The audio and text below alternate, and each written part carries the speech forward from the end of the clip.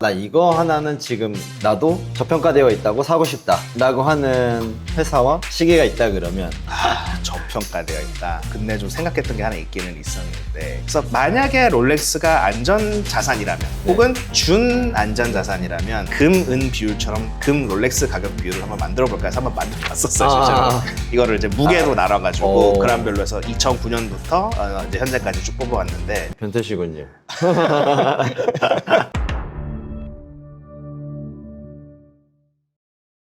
안녕하세요. 안녕하십니까. 오늘은 저희가 좀 특별한 게스트분을 좀 모셔봤는데요. 자기소개 한번 부탁드립니다. 네, 귀한 자리 초대해 주셔서 너무 감사하고요. 저는 워치터미널이라는 손목시계 큐레이션 비즈니스를 운영하고 있는 황준현이라고 합니다. 솔직히 제가 무슨 일을 하는지에 대한 이해를 돈깡 구독자님들은 굉장히 쉽게 이해하실 수 있을 거라고 생각해요. 제가 벤치마킹하고 있는 솔직히 사업 모델은 골드만삭스 같은 회사예요. 왜냐면 투자은행을 저는 좀 벤치마킹을 하는데 어느 특정 시계를 사야 하고 혹은 팔아야 하시는 분들은 마치 주식 매매 주문 넣으신 것처럼 그냥 저한테 주문을 넣어주시면 됩니다.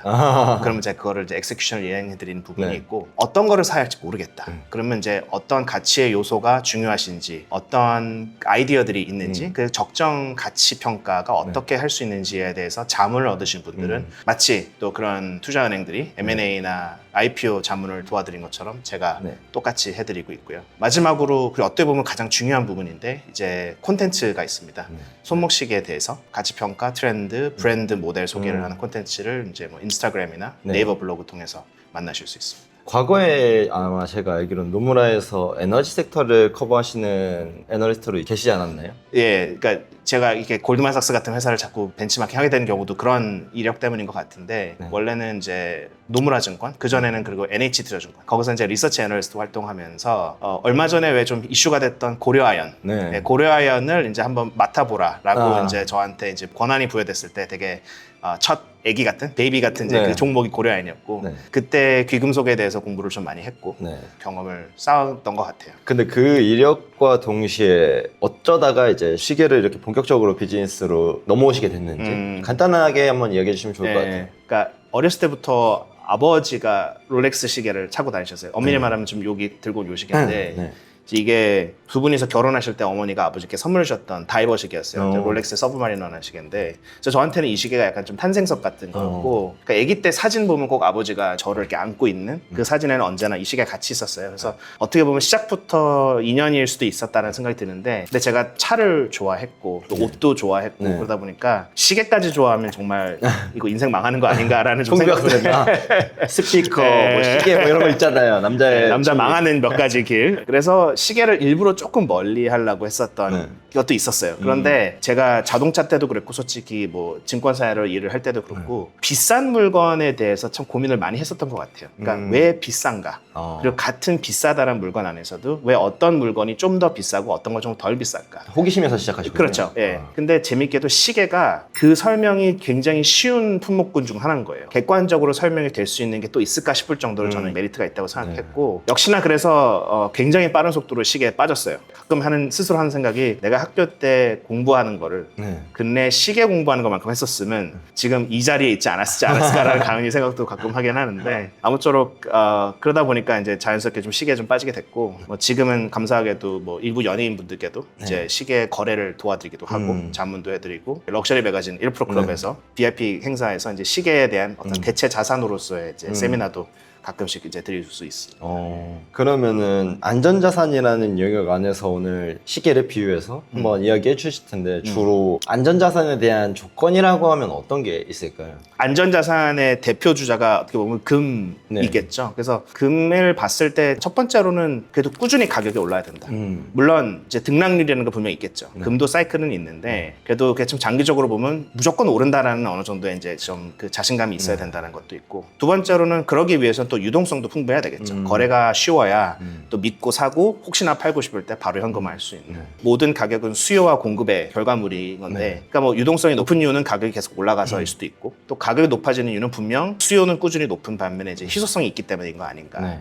그래서 우선은 그 공급에 대해서 좀 생각을 해보니까 첫 번째로 우리가 다 아시다시피 금은 귀하죠. 금이 왜 귀한지에 대해서도 제가 근래 좀 조사를 하면서 좀 재밌는 좀 약간 흔히 말해 알면 쓸데없는데 재미있는 팩트 같은 게 이제 뭐냐면 금은 지구에서 나는 게 아니라고 하더라고요. 그래요. 그러니까 뭐 다이아몬드나 석유 같은 거는 이제 그러니까 지구의 역사를 통해서 같이 이제 이런 탄소의 이런 조합으로 나오는 건데 이제 금은 어떻게 말하면 좀 우주 물질이다. 그러니까 별들의 초신성 폭발에서 탄생하는 이런 물질이 이제 지구에 낙하되면서 그것이 지구 표면에 이제 쌓여 있는 거를 우리가 이제 캐내는 발견하는 게 이제 바로 금이다. 되게 좀 재밌잖아요. 또. 그래서 이런 좀 특이한 스토리가 있는데 아무쪼록 이제 금은 이제 귀한 것도 있고 이 부분은 그럼 어떻게 보면 이제 공급에 대한 좀 설명이겠죠. 그럼 왜 금을 우리가 찾느냐에 대해서는 좀 더 본능적인 이유가 있지 않을까라고 한번 좀 생각을 해봤고 역시나 있긴 있더라고요. 어떤 거죠? 그러니까 인간은 본능적으로 금이 반짝이는 모습을 보면 지금 저희가 금시계를 하나 갖고 왔는데 이렇게 좀 따뜻한 빛깔로 반짝이는 모습을 보면 마치 물 위에서 태양빛이 반사되는 것을 연상시킨다고 한다고 하더라고요. 이건 제가 하는 얘기가 아니라 영국의 유명한 교수님들이라든가 아니면 팬톤 같은 그런 이제 색깔을 연구하는 곳에서 이제 한 이야기들을 제가 정리해드린 건데. NG 심리학인가요? 그렇죠. 그래서 본능적으로 인간이 따뜻한 햇빛과 물이 있는 곳에 가면 살아남을 수 있고 번창할 수 있다라는 그런 약간 안도감이 생기잖아요. 그러니까 금을 볼 때 그게 우리한테 오는 어떻게 인식이 남다고 하더라고요. 그래서 이거를 어떻게 보면 금이 귀하다라는 그런 교육을 받지 않은 이제 영유아들에게 반짝이는 금과 그렇지 않은 물건을 두고 어떤 것을 입에 넣으려고 하는지 보면 주로 반짝이는 금 같은 걸 먼저 넣는다는 연구도 있고, 그러니까 우리가 금을 어떻게 보면 되게 본능적으로 좋아하더라. 그러니까 그게 결국 지금까지 와서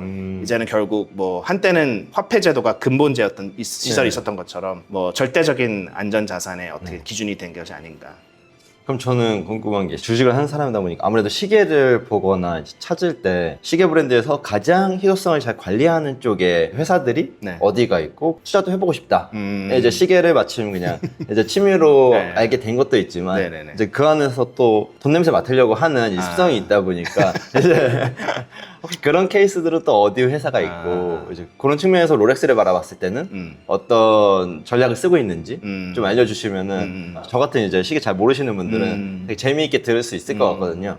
근데 이게 약간 명품 산업의 뭐랄까 어폐인 것 같아요. 뭐 우리 잘 아는 이제 LVMH 같은 회사들 보면 뭐 역대급 실적을 기록을 했었고 기업 가치도 한때 뭐 LVMH를 갖고 있는 아르노 회장이 프랑스에서 가장 부유한 부자라고 이런 기록을 남긴 하는데 이게 약간 좀 아이러니한 게 어떻게 보면 명품이라고 부르는 물건들 혹은 이런 귀한 시계들은 너무 많이 팔리면 그 가치가 떨어지는 거죠. 근데 기업 입장에서는 당연히 높은 값에 많이 팔 수 있으면 그 이윤이 더 늘어나는 거기 때문에 오히려 또 그걸 또 추구를 해야 될 수도 있고 근데 그래서 근데 실제로 LVMH 같은 기업들의 주가가 좀 많이 빠지고 역으로 그래서 프랑스에서 가장 부유한 사람이 이제 에르메스를 들고 있는 가문이라는 얘기가 나올 정도로 뒤바뀌었는데 거기에 가장 큰 차이를 보면 결국 이윤 창출을 가장 주 목적으로 두고 있는 기업과 브랜드 가치를 더 중요시하는 그 기업의 차이가 약간 장기적으로 봤을 때는 이 시계도 마찬가지고 여기서의 그 가격을 지켜주는 것 같고 브랜드 가치가 높아져야만 시계의 가격도 꾸준히 받쳐준다라는 좀 이런 공식이 설립이 되는 것 같아요. 그러다 보니까 시계 브랜드 입장에서는 더 많이 팔고 싶어도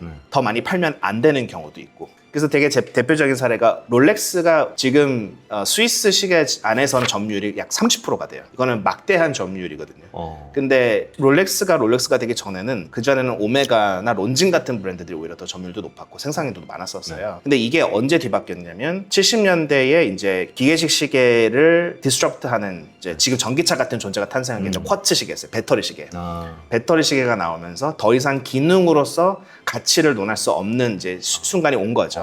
그때 이제 이게 어떻게 보면 스위스 워치메이커들이 처음으로 겪었던 큰 위기라고 볼 수 있을 것 같아요. 굉장히 힘들었는데 이때 오메가나 론진 같은 브랜드들은 가격을 낮추고 그 배터리 무브먼트를 탑재하기 시작하면서 물량을 늘리기 시작했어요. 그리고 또 접근성을 높여줬어요. 반면에 롤렉스나 오히려 파텍 필립 같은 브랜드들은 힘드니까 더 비싸게 팔아라고 했어요. 그러니까 쉽게 말해서 롤렉스나 파텍 필립을 구매하는 소비자들은 불경기를 두려워하지 않는 사람들이다. 오히려 이럴수록 이런 물건을 살 수 있는 사람들이야말로 우리의 고객층이다라는 그 이미지를 더 확고히 했던 게 이 두 브랜드들의 어떻게 보면 마케팅 전략이었고 그게 지금도 그래서 흔히 뭐 시계업계의 황자라고 부르는 거는 파텍 필립 매출로서 압도적인 점유율을 높인 거는 롤렉스가 된 게 어떤 이런 좀 계기인 것 같아요. 브랜드 가치 순위에서도 언제나 뭐 5위권, 10위권 안에 드는 아마 거의 유일한 워치메이커가 롤렉스일 거예요. 근데 이제 그렇게 된 배경도 한번 생각을 해보면 앞서 금이 왜 안전자산인지 요소들이 많은 부분 해당이 되기는 해요. 물론 100%는 아니죠. 네. 네, 100% 아니지만 하나씩 뭐 말씀을 나눠보자면 우선은 가격이 꾸준히 올라왔냐. 절대적으로 맞는 말이에요. 이거는 무서운 속도로 올라왔었어요. 그래서 저는 너무 신기한 게 네. 사실 롤렉스는 굉장히 많이 팔리는 브랜드잖아요. 네, 네, 네. 근데 그 가격을 어떻게 공급을 조절하면서 근데 수요를 정확히 예측해야 그게 가능한 거 아닌가라는 생각이 드는데 아, 그쵸. 근데 롤렉스는 그 어떤 회사들처럼 쉽게 이해할 수 있는 브랜드는 아니에요. 그래서 저도 그냥 제 생각만 어떻게 좀 말씀드릴 수 있을 것 같아요. 솔직히 아무도 몰라요. 그들이 어떠한 수요 판매사가 아니기 예측 때문에. 모델을 하는지 무슨 결단을 어떤 방식으로 내리는지에 대해서는 저희는 알 수가 없고 그거를 절대로 밖으로 유출하지도 않는 굉장히 미스테리한 집단이에요. 근데 이 굉장히 정도 규모면은 사실 노출되면 하잖아요. 근데도 안 하는 거죠. 그러니까 와, 그만큼 신기하다. 철저하게 관리를 하는 거고. 근데 롤렉스의 비즈니스 역사에 대한 책을 이제 프랑스어로 영어로 나온 책이 있어 그걸 쭉 정독을 했는데 예전부터 롤렉스 혹은 이제 그 윌스토프 재단 이사의 구성은 굉장히 스위스 엘리트들로만 이제 구성이 돼 있어서 이들은 단순히 자기네가 하는 일이 중요한 게 아니라 이 윌스토프라는 사람의 그 가치관을 지키는 약간 수호자들 같은 맹신을 갖고 이 브랜드를 지키고 있으니까 뭐 돈을 못 버는 것도 아니고 뭐 굳이 더 많이 팔아야 하나 우리가 이거를 누수를 할 필요도 없고 그런 목적으로 굉장히 좀 시크릿하게 비즈니스를 하는 집단이라고 보시면 돼요. 너무 신기하네. 저희 같이 그러니까 외부인이 스스로 한번 산출을 해보고 추산을 해보는 방법밖에 없어요. 가설을 세우고 그게 맞는지. 그래서 아까 이제 가격으로 다시 돌아가자면 롤렉스가 가격이 꾸준히 올랐다고 했는데 그냥 가격이 얼마나 비싸다라는 걸 비교할 수 있는 되게 재밌는 지표가 저는 이제 그 소득 대비 가격 비율이라는 거 있어요. 네. 그 부동산에서 많이 쓰는 거잖아요. 롤렉스라는 시계가 뭐 대표적으로 예를 들자면 요 가운데 있는 요 시계가 서브마이너라는 시계인데 요게 1953년에 처음 나왔어요. 그 당시 이게 150달러였어요. 미국에서는. 이게 그 익히 많이 들어봤던 뭐 다이버들이 쓰는 시계다. 맞아요. 그 시계인가요? 네, 정확히 말하면 이제 다이버드 쓰고 이제 제임스 본드가 옛날에 이제 60년대 제임스 본드가 차면서 이제 되게 유명해졌던 시계 중 하나인데 53년형이 처음 나왔을 때 150달러였는데 그러면 그 당시 그게 한 달치 월급이 안 됐었어요. 미국 기준으로. 아무쪼록 그래서 평균적으로 50년대 보면 롤렉스의 주요 모델들은 백화점가 기준으로 그러니까 신제품가 기준으로 한 달치 월급으로 살 수 있는 시계였어요. 근데 이게 이제 꾸준히 가격이 이제 오르면서 롤렉스가 무슨 뭐 장난이라 말은 좀 그렇지만 어떤 제 생각에는 전략을 폈냐 이 가격 접근성을 조금씩 올린 거예요. 이게 너무 급격히 높여서 사람들이 꿈도 못 꾸게 한 것도 아니고 그렇다고 해서 다른 브랜드처럼 많이 낮춰서 접근성을 높인 것도 아닌 계속해서 마치 발꿈치 딱 들면 닿을 수 있을 정도의 위치로 계속해서 가격을 갖고 왔던 거죠. 그러니까 뭐 소득이 늘어나고 화폐 가치가 하락을 하면 자연스럽게 이제 임금이라는 게 올라갈 거고 그럼 그거에 맞춰서 올리는데 그거 플러스 뭐였냐? 우리가 만약에 월급 한 달치로 10년 동안 장사해봤다면 한 1.2배로 높여볼까? 1.5배로 높여볼까? 이런 식으로 하다가 코로나 피크 때는 2.3배, 4배까지 갔어요. 그러니까 두 달치 이상의 월급을 줘야만 살 수 있는 걸로 올린 거죠. 근데 이게 갑자기 2.5배로 가면 아마 많은 고객을 놓쳤을 수도 있어요. 하지만 이거를 천천히 그러니까 탄탄히 가격을 높이니까 이제 우리들 생각 인식에는 롤렉스는 가격이 무조건 오른다라는 게 이제 프로그램이 되는 거죠. 그거를 70년 동안 해왔으니까. 그래서 그게 이제 롤렉스 가격이 꾸준히 올라갔던 계기인 것 같고 가격이 높아지다 보니까 재미있는 게 결국 유동성이 또 따라주는 게 좀 있어요. 그래서 롤렉스 같은 경우는 이제 국내 플랫폼들의 이제 데이터를 제가 좀 들어본 바로는 제일 빨리 팔리는 시계들은 평균 3일이면 현금화가 된대요. 이거는 굉장히 빠른 속도고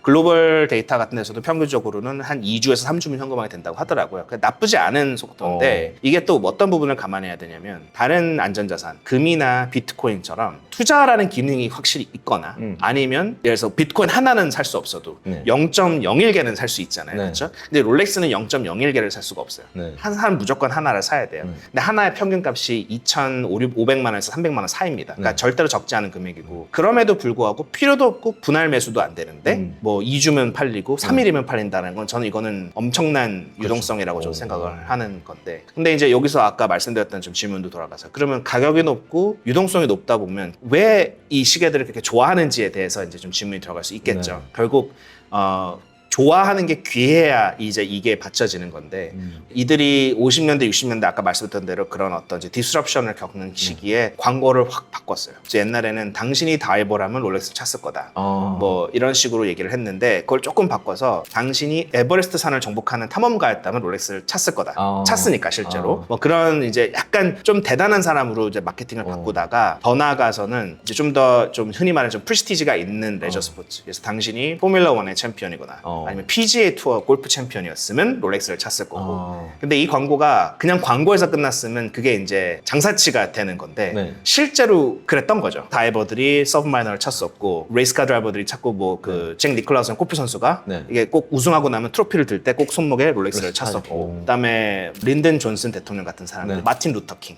이런 이제 나름 이제 국가의 지도자들이 참 롤렉스를 많이 찾던 거예요. 그러니까 이게 광고가 그냥 허상의 광고가 아니라 실제 일어나는 일을 광고로 만들었으니까 얼마나 그 신빙성이 높아졌겠어요. 그러니까 여기서 자연스럽게 오는 이 부의 상징이 혹은 성공의 정확히 말하면 성공의 상징인 것 같아요. 이 성공의 상징이라는 게 그냥 내가 롤렉스를 차고 있으면 꼭 남이 내가 잘 나가고 있다라고 알아봐주지 않더라도 그냥 내가 기분이 좋은 거예요. 그만큼 그냥 차고 있으면 기분이 좋은 게 어떻게 보면 되게 강력한 무기이지 않나. 그런 것 같아요. 예. 저도 이런 럭셔 시계를 처음으로 구매해봤는데 그냥 기분이 좋더라고. 네. 이게 뭐 대단히 비싼 것도 아니고 그쵸. 뭐 네. 뭐랄까 남들이 막 인정해주고 이런 건 아니지만 스스로에서 오는 그냥 만족감이 굉장히 큰 것 같고 그쵸. 혹시나 내가 빌다터리가 돼도 현금화할 수 있는 걸 하나 맞아요. 들고 있다는 네, 거는 네, 네. 주식이라는 건 되게 리스크가 큰 쪽에 있다 보니까 그쵸. 언제 또 현금이 또 급하게 필요한 물론 그런 일은 별로 없겠지만 그쵸. 이제 그런 심리적 보안감이라고 하려면 네. 이제 그런 것들을 좀 이번에 느끼기도 했어요. 네. 시계 가격은 어떻게 산정이 되는 건가라고 봤을 땐 솔직히 그렇게 어렵지는 않은 것 같아요. 저희가 기업 가치 볼 때 주로 많이 하는 게 이제 EPS 곱하기 퍼밸류 이렇게 얘기를 네. 하잖아요. 그럼 과연 시계에 이제 EPS에 해당하는 것이 뭐가 있을까에는 뭐 다양한 요소들이 있을 수 있겠는데 착용했을 때 편안하다, 내구성이 좋다 이런 것들도 있고 혹은 개인적으로 되게 좋아하는 어떤 스토리가 있다 이런 것들도 있지만 절대적인 희소성, 희소성이 우선 있어야 되는 거. 그런데 제가 갖고 있는 개인적으로 갖고 있는 시계 중에서 되게 귀한 예걸로 굴뚝가 하나 있어요. 네. 근데 그거는 200만 원도 안 해요. 왜냐면 아무도 모르거든요. 어. 그러니까 가격이라는 것으로 인정을 받으려면 인지도도 있어야 되는 거죠. 정확히 말하면 많은 사람들이 알거나 좀 더 좋게 봐줄 수 있는 그런 이제 인식이 또 좋아야 결국 희소성이나 착용감이 좋고 좋은 스토리가 있는 거 곱하기 높은 인지도에 같이 조합이 됐을 때 비로소 파텍 필립 혹은 근래에 들어서 피아제 같이 그 귀하다라는 것이 부각이 되면서 가격이 상승하는 그런 이제 구간이 나오지 않나. 되게 재밌는 예시가 근래 제가 썼던 글 중 하나가 이제 시계 시장에 엔비디아가 있다면이라고 한번 블로그를 쓴 적이 있었어요. 네. 근데 이제 왜 그런 얘기를 했냐면 엔비디아는 뭐 너무나 잘 아실 테니까. 근데 엔비디아가 언제나 엔비디아는 아니었잖아요. 그러니까 비슷한 예시가 솔직히 하나 있는데 그 까르띠에였어요. 그러니까 까르띠에가 굉장히 오랫동안 그냥 그거는 뭐 주얼리 시계다, 뭐 여자들만 차는 시계다 이렇게만 인식을 받았는데 지금은 오히려 롤렉스가 매출 성장이 좀 꺾인다는 얘기가 나와도 까르띠에는 계속해서 성장을 하고 있고 코로나 팬데믹이 끝난 이후로 롤렉스나 파텍 필립 같은 시계 시세는 많이 빠졌지만 까르띠에는 오히려 중고 시세가 오르는 경우도 되게 많았어요. 그럼 도대체 뭐가 바뀐 거냐라고 했더니 결국 인식이 변화인 거죠. 시장이 바뀌고 인식이 바뀌면서 가격이 이제 높아졌는데 그 가격을 높이고 인식을 바꾸는데 굉장히 큰 역할을 했던 시계 중 하나가 한국에서는 되게 잘 알려진 게 이제 방탄소년단의 뷔님 혹은 이제 세븐틴의 호시 님이 갖고 계신 시계가 있는데 그게 이제 바로 그 까르띠에 크래쉬라는 시계예요. 이제 그게 좀 찌그러진 모양으로 있어서 이름도 크래쉬인데 그냥 칸예가 쳤다는 거 막 아니에요? 칸예도 찼었고 해외에서 칸예, 타일러 더 크리에이터, 뭐 제이지 등등 뭐 셀럽들은 많이 좋아하시는 시계인데 이 시계가 워낙 생산량이 없다 보니까 이런 시계가 존재하는지를 모르시는 분들도 더 많았었어요. 근데 어쨌든 절대적인 희소성이 그러면서 이게 형성이 됐죠. 그러고 나서 갑자기 누군가가 그 캐탈리스트를 터뜨리는 거예요. 어떤 인플루언서라던가 연예인이라던가 혹은 그 시계에 미쳐있는 어떤 컬렉터가 갑자기 경매 시장에서 이걸 팍 가격을 터뜨려주면 그때 저게 뭐지? 저게 어떤 브랜드지? 하면서 갑자기 시장에 그 관심이 그쪽으로 쏠리면서 그러다 보면 생산량은 제한돼 있거나 혹은 이미 단종된 귀한 물건들에 대해서 관심이 쏠리면 자연스럽게 그것이 가격이 높아지는 그런 요소가 된다. 미래의 인식이라던가 수요가 어떻게 바뀔지에 대해서는 정말 예측하기가 어려워요. 근데 하나 확실하게 알 수 있는 거는 귀하다는 거. 그러니까 희소성이 높다라는 거는 어느 정도 공부를 하면 확실히 알 수가 있는 거다. 네. 근데 이걸 너무 이제 금융 투자 관점에서 본다기보다는 그러니까 그게 귀하다라는 걸 듣고 왜 귀할까? 그러니까 그때는 왜 안 팔려서 귀해졌는데 왜 지금은 가서 살까? 왜 그런 말 있잖아요. 그때는 틀렸는데 지금은 맞다. 네, 그런 게 어떠한 이유 때문인지를 좀 알게 되다 보면 금전적인 투자 목적도 있지만 내가 알고 보니 이런 거를 좋아하네 라는 걸로 새로운 또 취미가 생기실 수도 있다는 게 좀 시계인 게 아닐까 싶어요. 그러면 정리하는 김에 마지막으로 나 이거 하나는 지금 나도 저평가되어 있다고 사고 싶다 라고 하는 회사와 시계가 있다 그러면 이야기를 풀어주시고 마무리하면은 좋은 내용일 것 같습니다. 저평가되어 있다. 근데 좀 생각했던 게 하나 있기는 있었는데 아, 있으셨나요? 예, 있긴 있었는데 개인적으로 되게 저평가되어 있다고 생각하는 브랜드가 브렉이에요. 물론 이제 더 있는데 그래도 좀 익숙하신 이름 중 하나가 이제 브렉일 것 같아요. 네. 그것도 마찬가지로 제가 그래서 이제 워런 버펫이 만약에 주식 투자자가 아니라 네. 시계 컬렉터였다면 네. 그럼 가치 투자를 했던 것처럼 가치 컬렉팅을 했지 않았을까? 네. 그러면 가치 컬렉팅의 가장 좋은 추천은 어쩌면 브렉일 것 같다라고 이제 한번 그것도 글을 쓴 적이 있었죠. 근데 왜 그러냐면 브렉에는 우리가 알고 있는 시계의 많은 부분들을 최초로 발명을 하기도 했었고 그 개념을 만들어주신 분이 이제 그 에이브라함 브라게라는 이제 창업자였고 하지만 브레게가 이제 못하는 부분도 있어요. 뭐냐면 광고를 좀 죄송한 말씀 되게 못해요. 그러니까 아까 뭐 롤렉스는 이런 식으로 광고를 했었고 네. 까르띠에는 우리는 이제 사랑을 뜻하다 이렇게 참 와닿는 광고를 하는데 브레게는 저기 나폴레옹이 말을 타고 있는 그림을 그려놓고 브레게 딱 튀어나오는 거야. 약간 하고 싶은 말이 뭔지는 알 것 같아요. 아 우리는 나폴레옹도 좋아했었다. 뭐 그때부터 명성 깊었던 브랜드 그건 알겠고 그래서 어쩌자는 거죠. 그리고 디자인도 정말 나폴레옹이 그 당시 회중시계를 샀었던 시절에 만들던 브레게의 디자인들을 손목에 얹는 거를 되게 잘해요. 그러니까 그게 굉장히 특별한 어떻게 보면 헤리테이지고 브레게기 때문에 할 수 있는 것도 맞아요. 하지만 이제 그게 요즘 사람들에게 과연 공감을 얻느냐. 기계적으로는 훨씬 더 단순한 뭐 까르띠에 같은 시계보다도 브레게가 훨씬 더 만들기 어렵고 비싼데 하지만 시장성으로 보자면 광고를 하는 측면에서 보자면 당연히 브레게 같은 건 쉽지는 않아요. 근데 이제 화폐 가치가 급격히 하락하면서 동시에 경기의 심리도 좋을 때는 그럴 때는 쉬운 물건들이 많이 팔리고 그쪽으로 진입이 많이 되죠. 어떻게 보면 그래서 코로나 때 너무나도 많은 분들이 시계를 들어갔고 모든 시계분들이 막 떴었던 것 같고 그런데 경기가 어려워지면 그러면 그때는 진짜 남는 사람들 그러니까 진짜 본인이 시계를 좋아하시기도 하지만 그런 취미 활동할 수 있는 경제력까지 있으신 분들만 남는 게 어떻게 보면 불경기 때 남는 시계 시장인 건데 지금이 솔직히 좀 그렇기는 해요. 근데 지금 시장에서 과연 어떤 시계들이 이제 뜨는가 보면 브레게 같은 경우가 오히려 좀 관심 많이 받고 있고 근데 뭐 몇백만 달러대 그러니까 수십억 대의 경매가를 기록하는 시계들이 이제 브레게에서 나타나기 시작했고 그러니까 이렇게 불경기인데도 왜 그런 시계가 높아지냐 말하면 지금 컬렉터들은 그 귀하다라는 거에 대해서 굉장히 많은 가치를 부여하니 그러니 더 많은 돈을 주고라도 꼭 그 시계를 취득하겠다라는 그 시장 심리가 형성이 되는 것 같아요. 재밌네요. 그래서 뭐 근래 제가 재밌게 봤던 지표가 그래서 이제 이 금과 롤렉스를 비교하는 이런 이제 블로그 글을 쓰면서 예전에 제가 이제 노무라 때 스터디했던 게 이제 금과 은 가격을 공부했었어요. 왜냐면 고려아연의 실적에 그 두 금속 가격이 너무 중요하니까. 그러면서 자연스럽게 배웠던 게 이제 금, 은 가격 비율이라는 게 있었죠. 그래서 만약에 롤렉스가 안전 자산이라면 혹은 준 안전 자산이라면 금, 은 비율처럼 금, 롤렉스 가격 비율을 한번 만들어 볼까 해서 한번 만들어 봤었어요. 실제로. 이거를 이제 무게로 나눠가지고 그람별로 해서 2009년부터 이제 현재까지 쭉 뽑아왔는데 변태시군요. 근데 롤렉스의 거래량이 좀 많이 괜찮아지고 가격이 반등하고 있거든요. 지난 한 6개월 동안 굉장히 오랜만에 롤렉스가 그래도 꾸준히 좀 반등하는 모습을 보이고 있는 게 좀 이례적일 정도로 그래서 한번 봤어요. 혹시 롤렉스를 싸다고 생각할 수 있는 어떤 여지가 있을까 그런 약간 저의 억지 속에서 한번 이 금 롤렉스 비율 만들어 볼 건데 근데 우리가 롤렉스가 구하기 힘들다라고 생각하기 시작한 게 2013년, 14년 이때였거든요. 근데 지금 금 롤렉스 비율이 딱 그때 수준으로 떨어져 있어요. 그게 딱 1배예요. 한때 코로나 때는 막 2배까지 올라갔었다가 그게 근래 이제 한 3년 사이에는 금값은 올라가고 롤렉스 값이 빠졌죠. 버블이 꺼지면서. 그래서 그 비율이 팍 미끄러졌거든요. 그래서 지금 다시 13년 수준까지 올라왔어요. 지금은 이제 롤렉스도 가격에 빠지는 속도가 점점점 이제 줄어들고 있다. 매월 높게는 3-4%씩 빠지듯 전월 대비 4%씩 빠지는 롤렉스가 지난 반기에는 한 1%대로 뭐 0. 몇 %대로 빠지는 거 보니 이제는 가격이 좀 빠질 대로 빠지는 것이 아닌가 빠진 거 아닌가라고 얘기를 하면서 동시에 백화점 값은 계속해서 올라가니까 중고 시세도 거기에 영향을 받아서 다시 좀 반등할 수 있는 이제 조금 포텐셜이 보이기 시작합니다라고 작년 6월에 말씀을 드렸는데 거의 저점을 찍으면서 지금 다시 조금 반등하는 모습 보여요. 근데 이게 다시 코로나 때처럼 막 급격히 올라갈 거냐 그렇게 보기는 저는 좀 조심스러워요. 왜냐면 옛날과 지금의 유동성은 확실히 좀 차이가 있으니까. 하지만 근래 뭐 코인 불장 동강에서 저도 잘 보고 있습니다.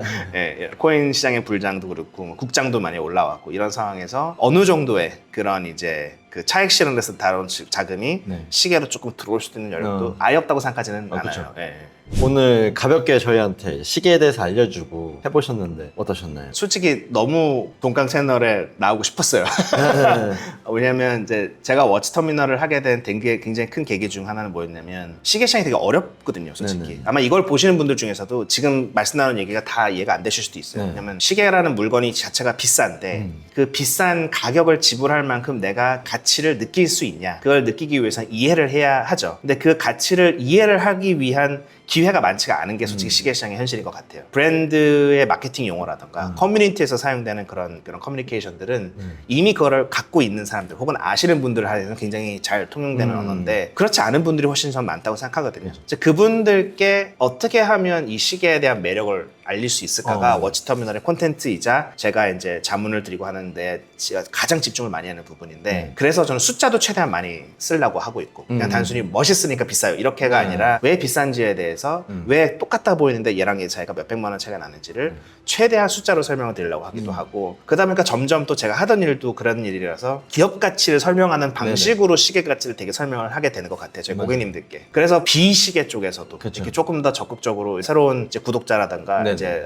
인지도를 좀 하고 싶다는 생각도 있어서 예, 저는 너무 오늘 초대해 주셔서 감사합니다. 그리고 오늘 뭔가 이렇게 설명해 주실 수 있는 아마 유일한 또 인물이 아닐까 싶어요, 국내에서. 왜냐면 과거 뭐 애널리스트의 이력을 가지면서 동시에 시계 시장에 대한 사랑이 어마어마하거든요. 그리고 또 다음 기회에 황 대표님 주변에 또 재미난 분들이 많이 있는 걸 제가 익히 알고 있거든요. 그래서 이제 재미난 분들한테 또 저희가 또 한번 찾아가서 같이 한번 또 새로운 컨텐츠를 또 소개해드리고 좀 그런 목적에서 저희가 방구석에서 맨날 유튜브만 보는데 좀 그런 시장들을 좀 보여주면 더 서로 재밌는 거 아닌가? 그럼요. 라는 생각을 하면서 조만간 또 뵙겠습니다. 네, 감사합니다. 와주셔서 너무 감사하고요. 초대해 주셔서 감사합니다. 다음 시간에 뵐게요. 하나, 둘, 셋. 안녕.